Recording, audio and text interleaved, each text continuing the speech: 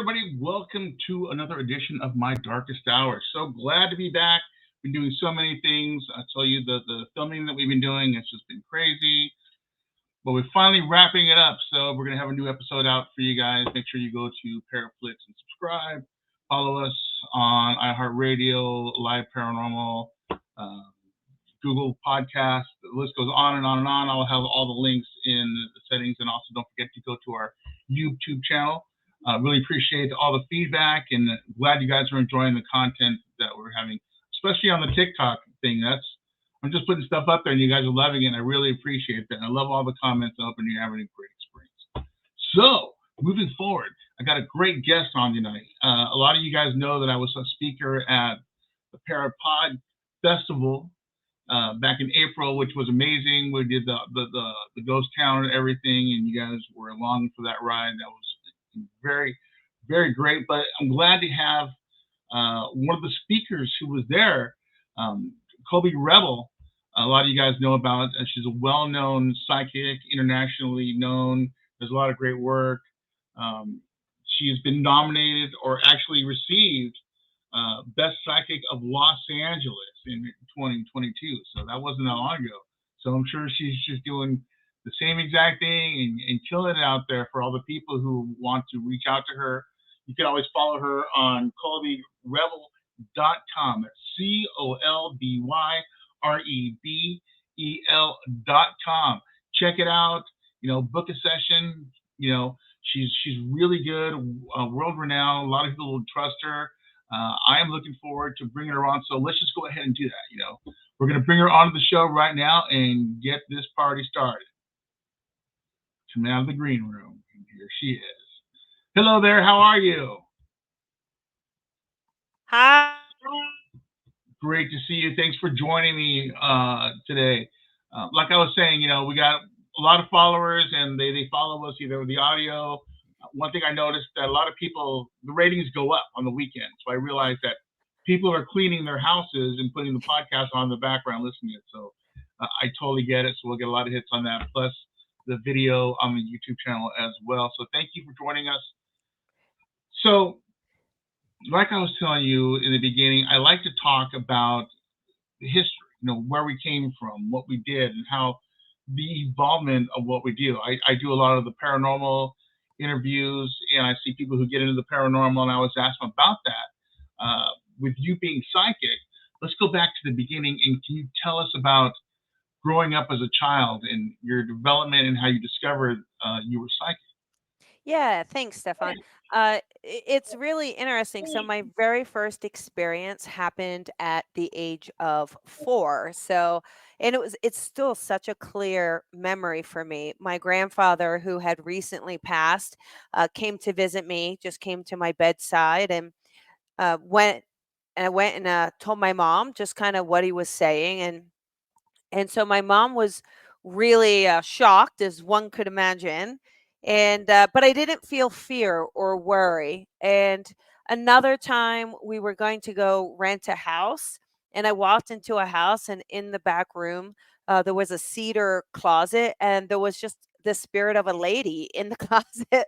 So that was interesting. She didn't want us moving in. And so again, I told my mom. So I was always in a position of telling someone. I was never afraid. It didn't make me worried, and it never closed down. I know for a lot of kids out there, it tends to close down between 10 and 12. But for me, it was always with me. I just don't think we put our finger on like, oh, I'm a medium. Oh, I'm psychic. It just throughout school and experiences and knowing things, it became more apparent in my adulthood. Oh, that's the label we put on it. The label we put on it is psychic medium. But and I still believe everybody can do it. And so that's why I didn't really think anything of it. And it just wasn't until I realized how precise it could be for somebody else that there was something special here. And that's why I left my accounting career to become a full-time psychic medium.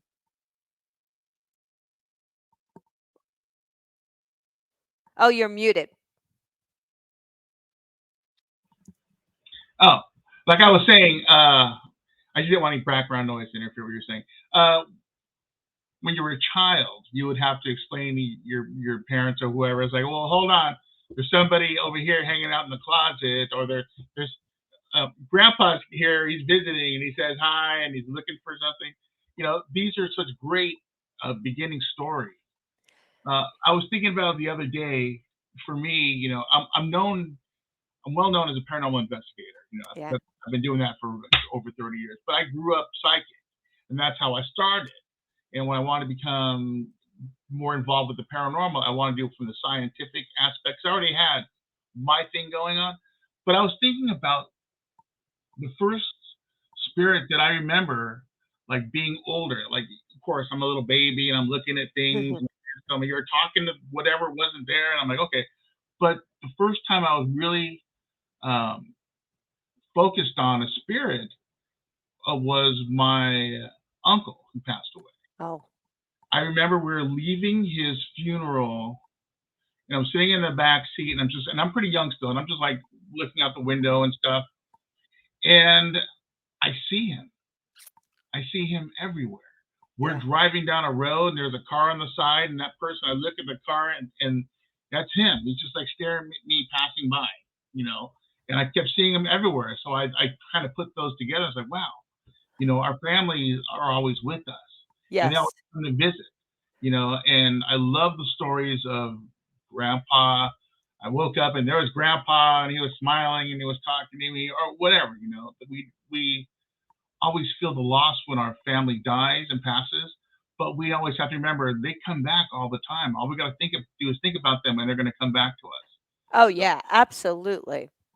Yeah, that's so true. And it's a lot of times I know for people, uh, they may hear a song and that makes them think of a loved one, or they may see something like a sign or a symbol and again makes them think of the loved one. And what I try to encourage them to remember is their loved one was already around them, so the loved one sent them the song, the loved one sent them that sign or symbol. So you may think of it's almost like we think we're going backwards. Oh, we're thinking of them. No, they're already connecting to us, which is why we have the inspiration to see the sign or hear the song or see the symbol. absolutely. Now, let me ask you this: being a psychic, and you're already out, and you're talking about it, and you're discussing it with people. Does anybody ever come to you and ask you, "Well, I might be psychic, but I don't know," and how do you help them with Yeah, absolutely.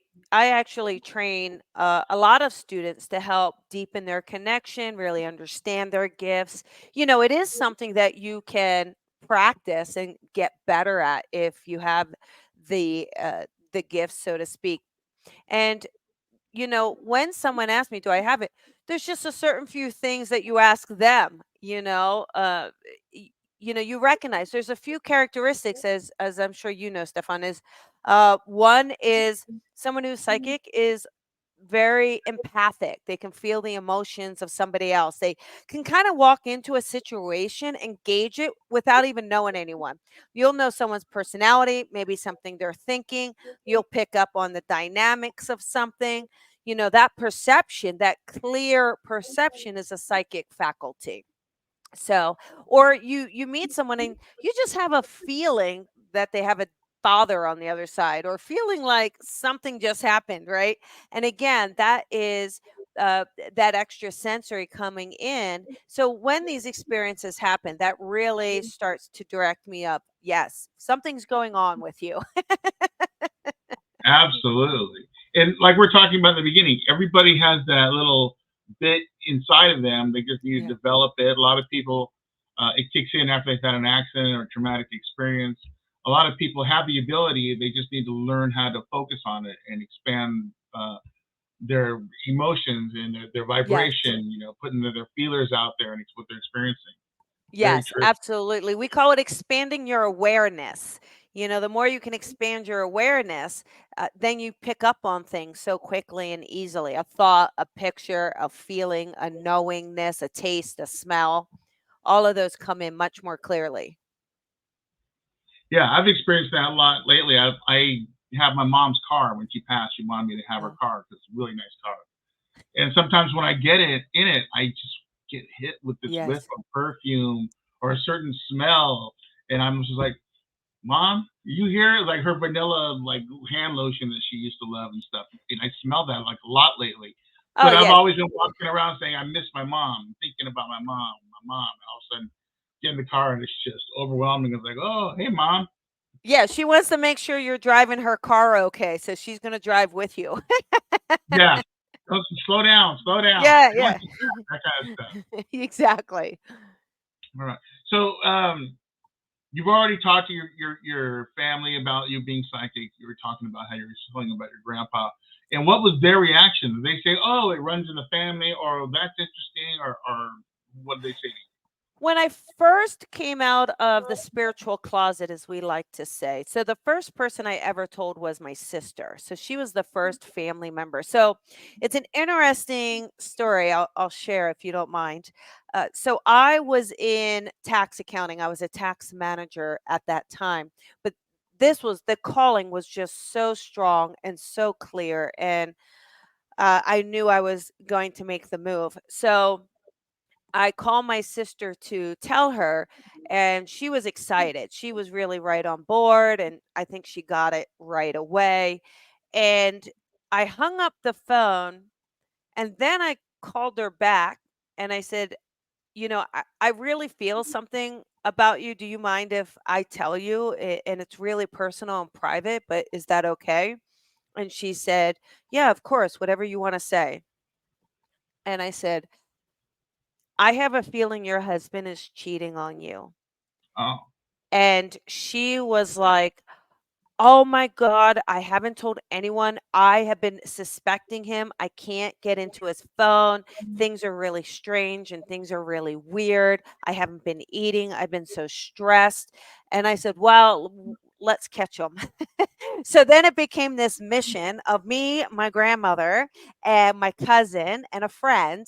And I'm 3,000 miles away here. They're in New Jersey. And we set it up. And sure enough, if she did not literally catch him red-handed, coming home with this girl. And I said to my sister, I don't want you to worry. This other guy is coming into your life. This is what he looks like. You're meeting him at work. It is going to be the most amazing and loving relationship you're ever going to have. So she, obviously filed for divorce. And I think about a year or so later, she met this person at work that literally looked exactly as I said. And they've been together, I think, like 10 years now and completely happy. So, although we have these difficult situations, and that one's a bit really personal, it's good for her to have that clarity of like, hey, you know what, I'm not crazy. I thought he was. I had that feeling. I was being, my intuition was up. I just couldn't. So the fact that I come in and say it really validates her as well. And I think that that's a really cool thing. So my family is unbelievably on board, and I think some of the skeptics have even come around. that's always good. Yes. People try to challenge what you're doing, and all of a sudden, like, well, wait a minute. That's funny Yes. because she told me this one thing, and that just happened. How interesting is that? Yeah, it is. It's super interesting, isn't it? Right. Yeah, that's awesome, and I love that when you get the skeptics start questioning their thoughts about it.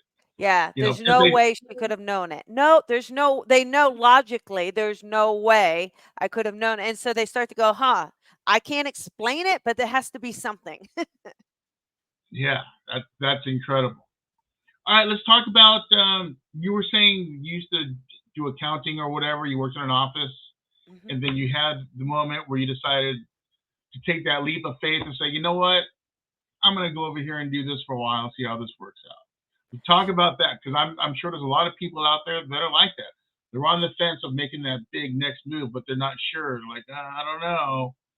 So talk Yes. to us about that. Especially, for all my friends out there, you have your comfy job, right? It's you get paid well, maybe you're on salary, you get medical, vacation, it's consistent, it's reliable. It's hard to leave that security, especially to embark on something that you're not exactly sure how that's going to work out, or to embark on that kind of entrepreneurship. But you'll start to know it, because you'll have a really hard time focusing at the regular job. You have a hard time focusing. You'll keep feeling that nudge. You're not doing what you're meant to do. You're meant to do more. It's time to move on. You're going to be okay. Like, it's all these nudges. But then simultaneously, on the outside world, things are coming up at work, right? Maybe there's some tension with some coworkers, or there's some drama with the boss, or all of a sudden they're not as happy, or maybe the customer's not as happy. Like, it becomes more dynamic of the universe starting to shift. Is starting to shift, so that it makes it easier, because you're unhappy. You're just unhappy. And I know for me, a big, big light bulb moment. I had this amazing office. So we were in Beverly Hills. I'm on, one of the top floors. I've got this beautiful window view. And I Wow. just get up from my desk and I look out, and I felt like a fish in a fishbowl. So unfulfilled, so trapped, so not living my purpose. And I just reached out to spirit and I said, okay, I'm going to stop getting in my own way. I'm going to do this. And if I'm not meant to, then you pull me out of it. But I'm going to stop pulling myself out. And from then on, I just started to do professional readings. And it took about 2 years to make that full transition. But I left that full time job. I went for an old manager, worked just 2 days a week, maybe, to just help balance out those finances. And then once I had a roster that was supporting full time, I just quit everything. And that was over 10 years ago now.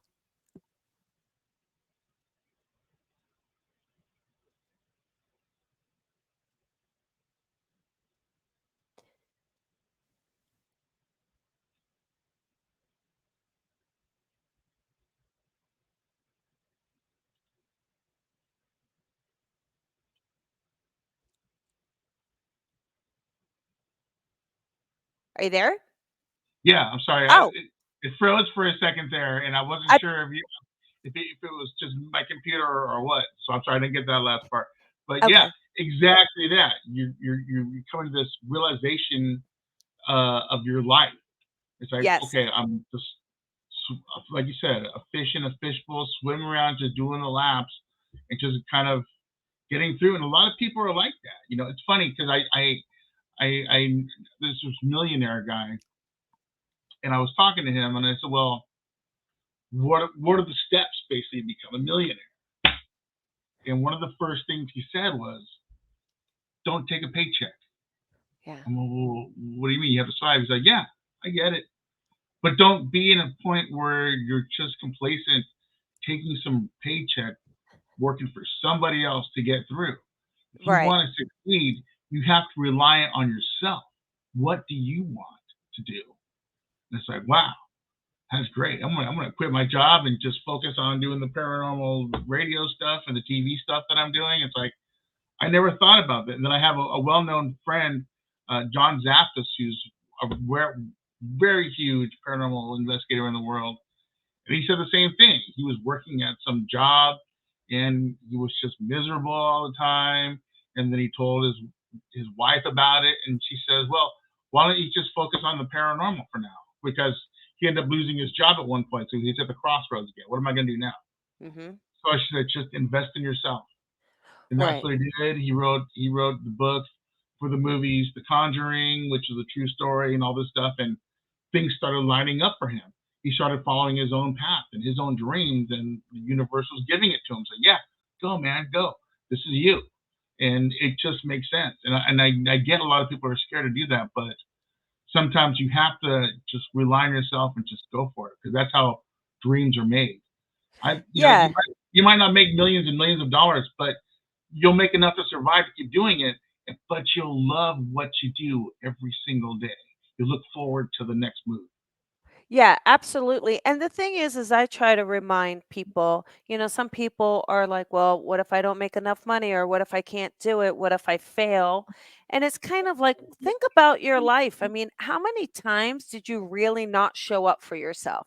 How many times did you not be able to figure something out? How many times were you scared, but you did it and you succeeded? So, when you are your own boss, you're going to be there for yourself. You're going to show up for yourself. And yeah, you may have fear and you may have challenges and obstacles to overcome. But you're right. There's such an invested interest and passion that it really results in fulfillment that you simply cannot measure. Absolutely. I mean, you're the boss. You're doing everything you want to do your way. You're not going to be late for your work because you're already there. That's You right. know, that's a huge thing. And follow your dreams. Isn't that what we're supposed to be doing? Well, growing Yes. up or learning, we're supposed to be chasing our passions, our dreams. And sometimes it's not what we learn in school. Sometimes we discover it on the outside, it's just in our life. And that's what we Yes. bring to our forefront of our goals. Yes, absolutely. So you're an author. Let's talk about your books. You wrote the book Leap of Faith: How to Build Your Spiritual Business. Leap of Faith, and that's what we're talking about. Those who Yes. are getting those crossroads, just going for it and just hoping for the best. And let's see what's happened. Tell us about your book. So that book really was as soon as I left accounting, as soon as I was done any accounting, I sat down and spent 3 months just writing that book because I didn't want to forget all of the tax accounting side of things to help other healers or spiritual entrepreneurs build their own spiritual business. And I knew the ins and outs, type of entities, deductions, all this stuff that a lot of creative people don't necessarily know. So I wanted to just help others, find their voice and give them some direction on the back end business side of things on how to do it. And then the second book I wrote was Psychic Senses. And that was really, how to tune in and build your intuition, your psychic, and your mediumship gift. So that was more like if you are studying this, how do you get into it, learn, grow with it? And then the last one, I've done kind of a live coffee with Colby just for years now. And it's just like a little chat live. And it's filled with a lot of inspirational things from spirit, like spirit messages, universal messages. So we just kind of put those into a book with 365 messages. So you can open the book and have a message for yourself and makes a great gift and just Oh, that's something a little cool. bit for everybody. How fun is that? That sounds great. Yeah, thank you.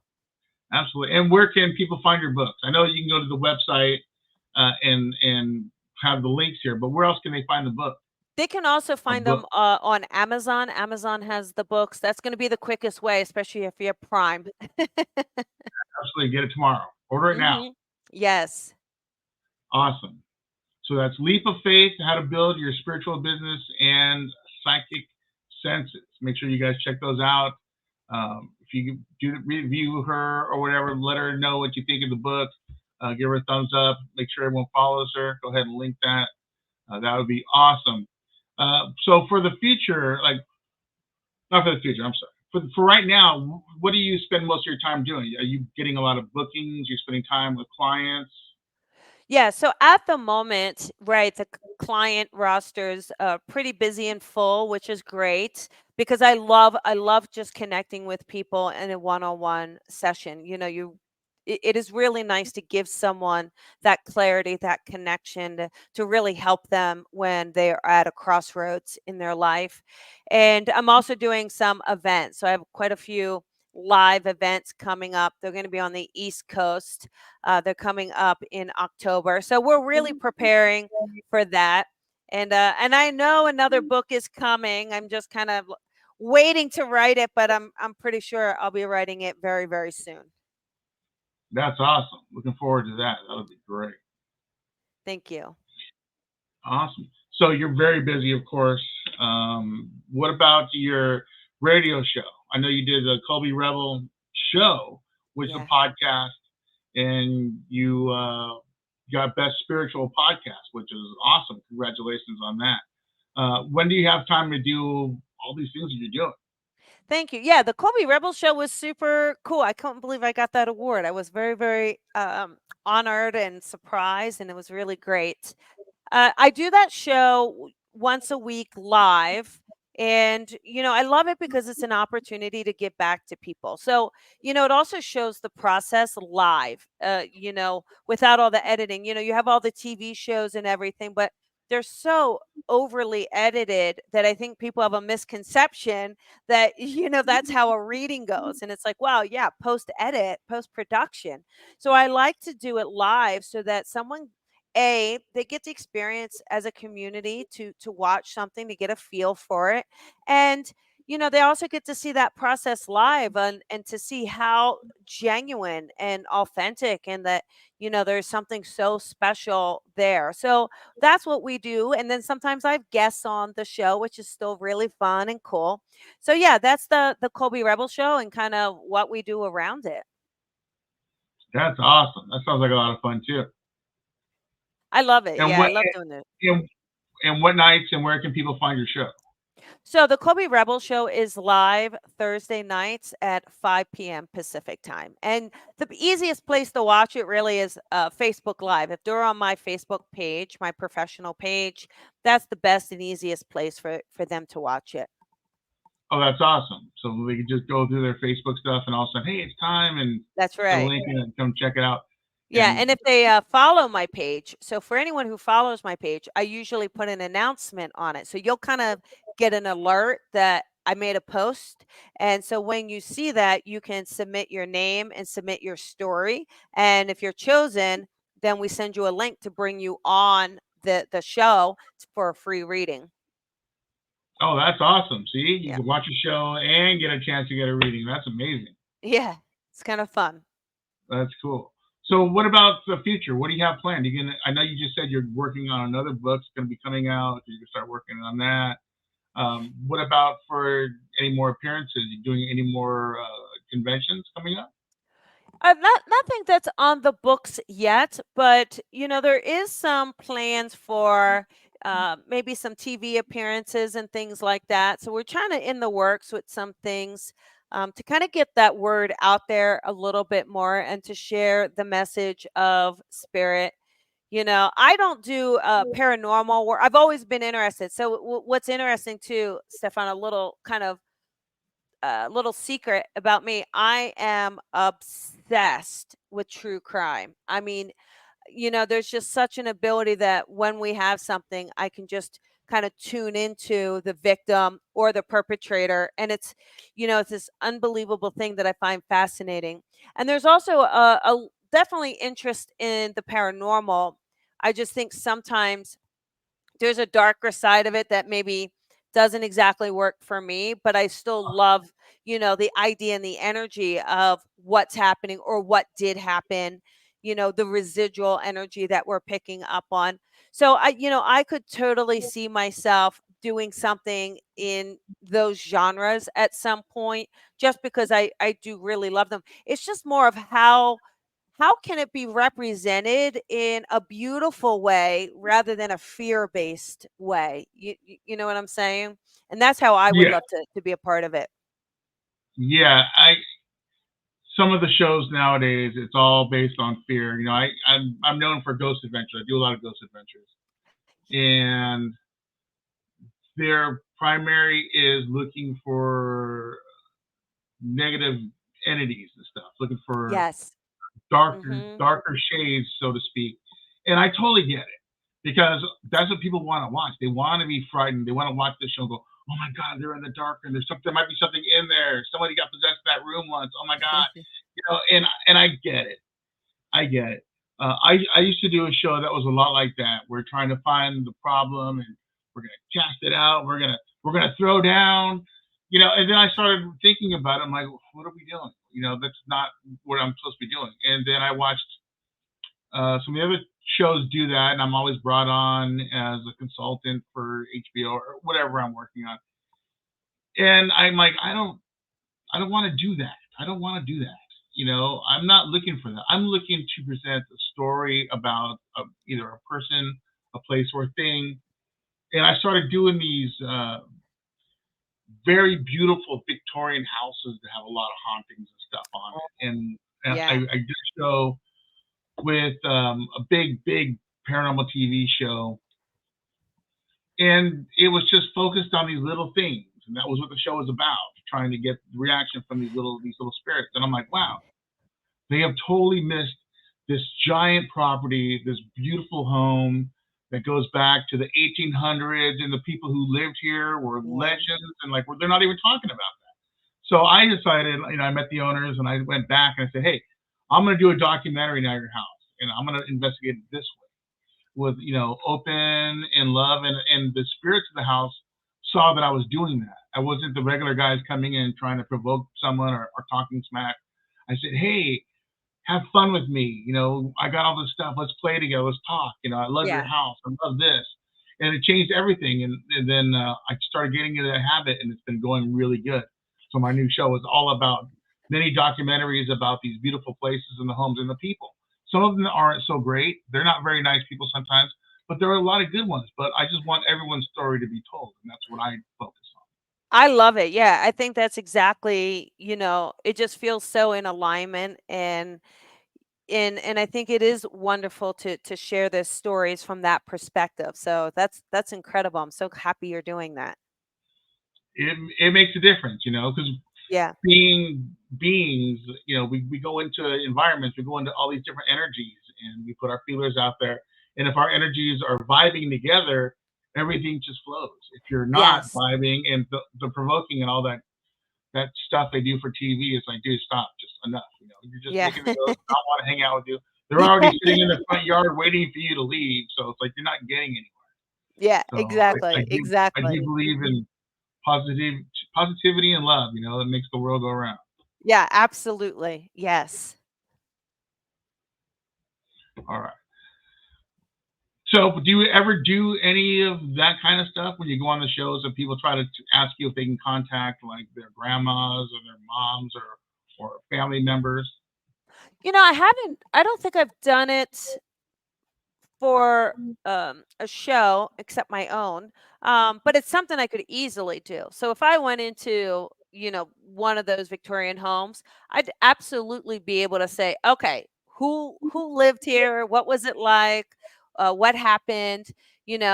So having that ability has always been there for me, just kind of knowing, just because I have such a clear open communication with the other side, that I feel like, it's easy. I feel like they genuinely want to talk to me. And maybe just because from the age of 4, I was never afraid. We always had an open conversation. I always felt safe with the spirit world. I never felt that I was in harm's way. And so I think because I have that trust with them, that I feel like they trust me in return. And so they will share things or give me things and talk about things. So, it is really amazing and really cool. I had again, once when I was starting to transition full time into this, I lived in a townhome, and so it's just one separate wall to the next door neighbor. And it had been a mother and her son. She was a older lady, and her son was probably around 50 or early 50s. And I did not know him too well, but the mother had passed away, and so he was the only one there, and I never talked to him.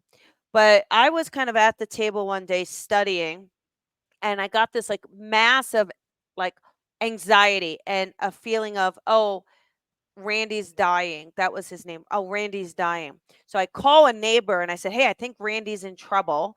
And I jump over this wall that separates our units. And he had a sliding back door. And we opened it up and we're yelling for him. We don't hear him. I run through this man's house. So I have never talked to him. I've never been in that house. I just decided to break and entering. And I run up and stairs. He's not in the house. So I was mortified. I thought, oh my gosh, I can't believe the neighbor saw me. And So the next thing I know, the next day, Randy knocks on my door and he said, "Oh, I heard you were looking for me." And he said, "Well, I was in the hospital." And I said, "Well, next time, let me know because, I was worried." But then again, it was about 2 weeks after that. And the same feeling happened, Stefan. Same feeling. So this time, I mean, wouldn't you think like, to me, logically, wouldn't you think, yeah, I'm going to ignore that feeling because I had it and I was wrong and now it's getting weird. And that's not what happened. It was the opposite. I called 911 to then say, "Hey, this man, I don't even know if he's in trouble. I can't get into his house. The door is locked now." So two officers come and they said they could break down the door. I was like, "Oh, don't break down the door." But there was a little window open. So they put me through that window. And sure enough, my heart's racing and I kind of come around the corner and in the living room and in a recliner, sitting right there, looking right at me with his eyes wide open, is Randy, and he has passed away. And there was such a sense of peace and such a sense of calm. And I just go and I open the door and let the officers in. Wow, that's pretty heavy duty. But the fact that you're picking up on the calmness and the peace, that's an awesome thing. It could have been something horrible. Maybe he died violently or something happened, and Yeah. that's the worst part. I think about that a lot. I think about my own mortality and when it's time for me to go. All I Yeah. ask for is to make it nice and simple and easy. I don't want to be suffering or throwing up every day until then. It's like no, no, just let me Yeah. get comfy, go to sleep, and then moving on to the next. That would be the ideal way, wouldn't it? It sure Yeah, would be. I would have to agree. Yes. yeah. I always think about it. No pain, please. I'm Yes. not good with pain. I don't know. I would agree. I would agree. Nice. So you're doing a lot of you're doing a lot of teaching too on your website as well. People come to you for Yes. classes and stuff. Yeah, so there's so many people. Like I said, look, all of us have intuition, all of us have gifts. I think there's such a movement, where this is so much more acceptable. And the idea that people really want to tune into their higher self and their own gifts just to help them with direction. Maybe they do want to be of service to other people, but they're not exactly sure how to do it. Or they're not exactly sure how to understand something, right? Like, for instance, if you go into a room and you feel a certain way, there's a lot of times you're thinking it's you making it up, right? When really, no, you're picking up on somebody else. And understanding that difference or understanding how to have perception or how to interpret something or how to put two things together that you are experiencing. So that's really what I do with students is I just help them understand how are our senses being utilized within that psychic and mediumship connection? How do we become more aware of those tools? How do we implement them more? How do we become of service in a way that has integrity, authenticity, and that adds value and healing to people? And then making sure that my students, are also in alignment with what brings them joy of how they want to work.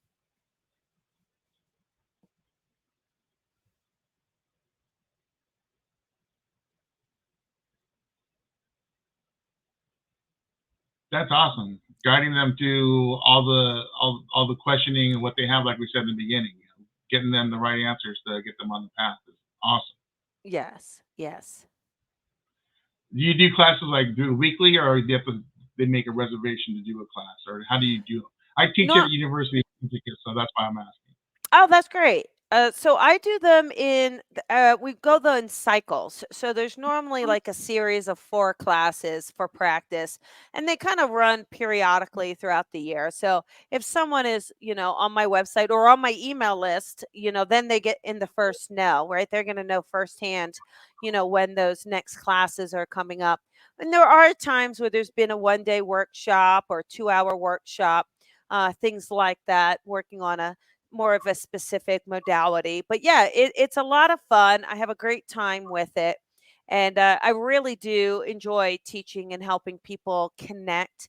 And like I said, I think just anything we do, right, Stefan, when you have that connection to people, to the other side, I think it's so beautiful because you start to realize that all of our souls are connected and intertwined and they are one. And when we can help, facilitate that communication from this world to the next, it brings us a lot of peace and a lot of joy. And you don't worry as much and you don't stress as much. And I think you have more faith in general. And I feel like that is so empowering and helpful. And we're in a world where we need more of that anyway. So I love being a part of that path and that journey. That's awesome. That's an important thing, and I think that's great that you're doing series of classes. 4 classes. That makes sense. You just can't explain everything in one class. There's just not enough time. So when you do the beginning of it, the middle of it, and then finally the grand finale of some of these classes, it all comes together as a series, which helps out a lot. Yes. That, Yeah, that is awesome. absolutely. Now, this might be a little bit different, but you might get this question a lot lately. So, with all the things that are happening in the world, whether it's natural disasters and stuff, and a lot of the stress because there's a lot of chaos going on in the world right now, and everything is shaken up. So there's energies just free flowing randomly in every different direction. Uh, does that affect you on a daily basis? Do you pick up on a lot of that? Because we were talking about the beginning, one of the first things is being empathic, and we're picking up on all the emotions and stuff. How does that affect you? I do believe it impacts. And then there's times when it's unbeknownst to me why I'm feeling a certain way. So, it may be I may start to feel a little anxious or agitated, on edge, and I'm not sure exactly why. Maybe I can't quite pinpoint what happens. And the next day, we have an earthquake or we have a natural disaster or something comes in. So there are kind of moments where I will have those kind of premonitions coming in. But also, yeah, when we see the tragedy of Maui or Libya or, those things come in, I mean, it is so hard. I mean, there's a part of me that has to kind of tune it out because it will be just so hard to, handle and deal with. And so there's a part where you can understand it and feel it, but then I also have to kind of release it as well. Because it's hard, but it's also hard if you know someone and they're going through a really tough time and you want to help them but maybe there's nothing you can do to help them. And I think a lot of doing this work, Stefan, and I think maybe with you as well, right? It's about surrendering. We have to surrender. As much as we want to be there or fix things or prevent things from happening, we can't. We don't have that type of power. What we can do is have understanding. We might be able to give some insight, maybe um, some answers around it, but we are not here to prevent everything that does happen, unfortunately.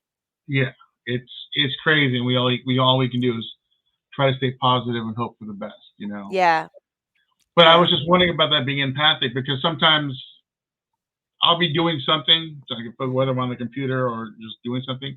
All of a sudden, I get these urges where I'm like, I go in like panic mode, I start stressing out. I'm like, yeah, oh my god, how am I going to get through this?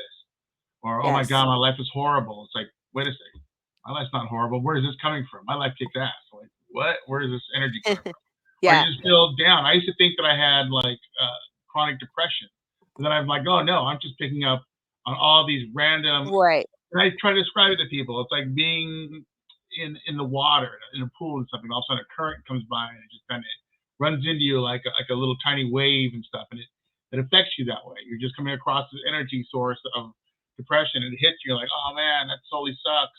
Then you're like, well, yeah, what totally sucks? I don't even know what totally sucks. So why am I feeling that? yeah, absolutely. And there's a lot of times too for us, again, we don't always go by words of what someone says. We go by the energy of a person, right? So I don't know about you. There's so many times I've reacted to someone's energy versus their words, right?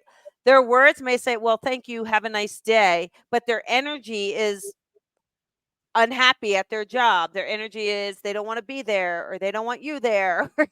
Yeah, So it is interesting that a lot of times we can react off of the energy that we're picking up, because for us, energy is a language. And that's a big part of it. Energy is a language. absolutely. And we know that we walk into rooms, we can pick up on what's going on, the feeling of Yes. it. And it's Yes. easy for someone to fake a smile. I just going to restaurants, I see that. People are Yeah. there, they're like, "Hey, how you doing today?" And I know this girl's tired. She doesn't care. She's there for a paycheck. She's not trying to be anybody's friend. She just wants to get through it. And it's like, wow, how sad. I hope she finishes school or what she's looking for. So she'll be happy. But I see it. Yes. These young people are just like, they don't want to work at McDonald's and stuff. They don't care about that. That's just a passing phase for them. So they don't totally get into it. Yeah. And I Yeah. totally get that. So we go in there, we experience that, we feel that, and Yes. that's great. They're trying to make it like, oh, welcome, have a great day, all this stuff. But we can feel that Yeah. the Yeah. underlying. Exactly. I appreciate them trying to be positive, but I hope them the best or whatever it is they're Yes. doing. So awesome. I know you have a class coming in. Do you start exactly at 3 o'clock? Yeah, we start exactly at 3. I open up that room, get them all in there, and we then just get them started for sure. Yes. Well, awesome. Well, I'm not going to keep you much longer. We've talked pretty much about all that stuff. Once again, everybody, you can go to colbyrebel.com, uh, buy the books, check it out, learn a little bit more about her and what she does. Book a session if she's got some time for you. Make sure you go there and check it out. Let her know what you think. Make sure you follow her on all her socials as well. You have Facebook and Twitter. Or do you have Twitter? Yeah, I have Facebook, Instagram, TikTok, Twitter, YouTube, and LinkedIn and Pinterest. All the stuff that we need for marketing. Mhm. So that's perfect. Yes. Yes. All right. Well, awesome. Well, thank you for joining us. I really appreciate that. It's been my pleasure having this conversation with you. And hopefully we can do this again. It's you never know. Do you live in the LA area, in Southern I California area? do. Yes. Yeah, I'm in LA. Well, I might just hit you up and bring you out one of our investigations and walk around some of these old mansions. I think you might like I would love it. Yes, that would be so much fun. I would absolutely do that. That would be great. Thank you so much. And I've just had the best time talking with you, Stefan. So thank you so much for having me on with you today. it. Absolutely. Thank you so much for joining us, and we'll talk soon. Absolutely. Okay. Thank you. Bye. Bye now. All right, everybody. That was Colby. Make sure you follow her on all her socials. Check it out. Go get the books. What she's talking about sounds so great. Having a book that you can use the quick reference guide, psychic senses, all that stuff. Just go out there, and if you're trying to learn more about being psychic, if you think you're psychic, you want to talk to somebody about it, go ahead and hit her up. She's there for you. You need to reach out to me. You guys could always reach out to me at my darkest hour radio at gmail.com. I will do my best to get to everybody. I will get to your question, whatever it is. But every time I got a new episode coming out or a new film project that gets released, I get bombarded with so many emails, and I do answer every single one of them. I promise. You guys know me. You've been following me for years, and I will totally get to you. And that is going to be it for this episode of My Darkest Hour. Truly appreciate you guys being here, and we will see you guys the next episode. I got a filming project coming up to finish, and then we start editing. But in between the editing, I will make sure to get to you guys. So until then, you guys have an awesome and safe investigation. Whatever you're doing, make sure you investigate safe. And we'll see you next time on My Darkest Hour.